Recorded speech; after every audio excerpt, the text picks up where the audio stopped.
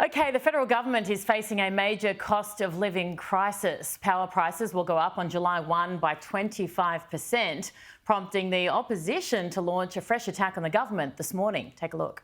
The Prime Minister lied at the last election. Let's be very clear about it. He promised on 97 occasions that your bill would go down by $275. Bridget McKenzie is the National Senate Leader and she joins me from Creswick in Victoria. Senator, thank you so much for your time. Is the opposition leader right? Did the Prime Minister lie? Well, he was very clear, Erin. He said over and over and over again to Australians prior to the election that everything would be cheaper, particularly power prices, by at least $275. And the reality is prices have been going up right across the economy and Australians are really struggling week in, week out to meet their mortgage payments and other essentials such as energy. And now to see energy prices going up for households 25% and businesses 29%, this is really going to make the task of balancing the family budget so much harder.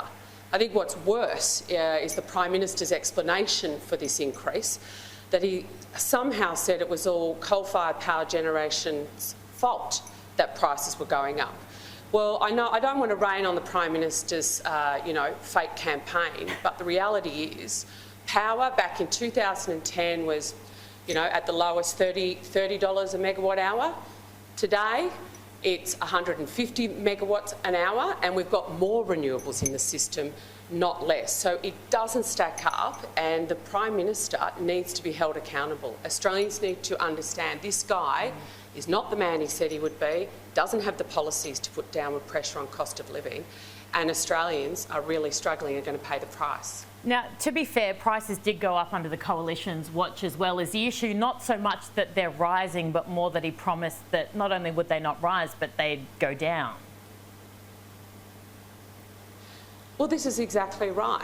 And they weren't going up at the same rate, Erin, at all. And the work that we've done with state and territory governments, with generators to keep reliable power generation in the system for as long as possible is direct opposite to what this government has done, who've demonised our gas and our coal energy industries and are seeing that, wind and solar are going to be the only pathway forward. Well, the reality is that is just pushing up power prices.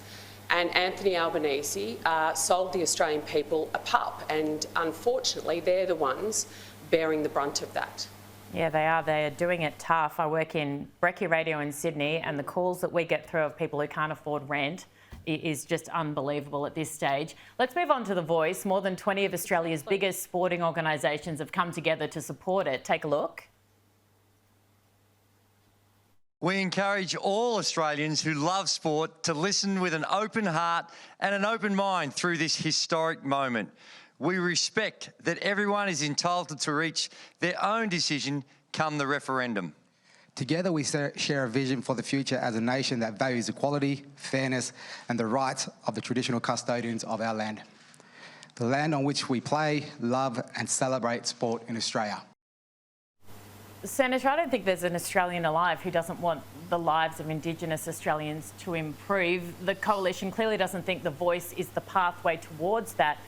Would anything change your mind on that? Will the Coalition budge if wording budges, or is it too far gone now? It's a no. Yeah, well, I think the Prime Minister's made it clear he is not interested in negotiating on this. He's not interested in finding a bipartisan way forward, and he is much more interested in dividing this country by this referendum than actually uniting us, which this topic should do, right? If the referendum question was around recognising first Australians in our Constitution, it'd be a 95% yes. I have absolutely no doubt about that. But the reality that they're putting forward a question which has unintended consequences, unexplained outcomes, and whose impact the Labor Party seems to be running away from explaining to Australians instead of bringing Australians into the conversation in a realistic manner, I think tells you they know that if they told Australians what the consequence of a voice to Parliament enshrined in our Constitution would be, Australians would vote no. And sadly, you know, sporting bodies across the board have gotten involved in politics. I'm a former sports minister. I think our athletes, our coaches and our administrators need to stay out of politics, and I have a lot of contacts right across the board at a national level in our codes, and there is a lot of disquiet within them about whether athletes were consulted before the codes came out with their decision, and whether the fans were consulted. Because at the end of the day, if you fill the MCG with footy fans on any given weekend, half of them are going to be voting yes and half of them are going to be voting no.